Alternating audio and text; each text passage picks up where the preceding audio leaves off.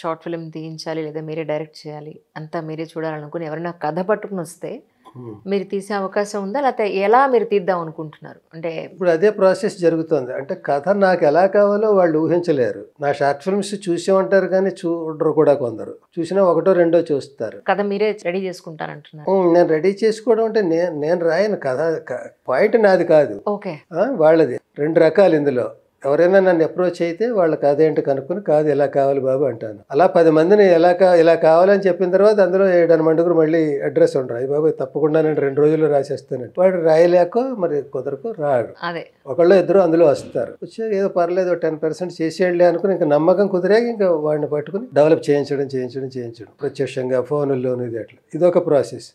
ఇంకొకటి నా పాటికి నేను చదువుతూ ఉండను ర్యాండమ్గా ఎక్కడొక్కడ కథలు అవి. ఆ కథలో ఒక 1/2 పేజీ ఎంతో చదివిన తర్వాత ఆ క్యారెక్టర్స్ ఏంటివి తెలిసిపోతాయి. నా క్యారెక్టర్ ఇందులో లేదనుకున్నప్పుడు ఇంకా దాని జోలికి వెళ్ళను. ఎక్కడో కనెక్టింగ్గా ఉంటుంది. అది చివరిదాకా అయ్యేటప్పుడు మళ్ళీ తుస్సుమంటుంది. అందులో నాకు కావలసిన ఎమోషన్స్ ఉండవు. అంటే రాసేసి ఎక్కడో అతను కూర్చుంటాడు, పడుకుంటాడు, లేకపోతే ఇది అసలు మర్చిపోతాడు ఇదో కథ రాసినట్టే. అతనికి నేను గుర్తు చేసి అతని చేత రాయించి, లేకపోతే నేను రాసుకుని పగలు రాత్రి కుస్తీ పెట్టి ఇది ప్రాసెస్ అయిపోతుంది.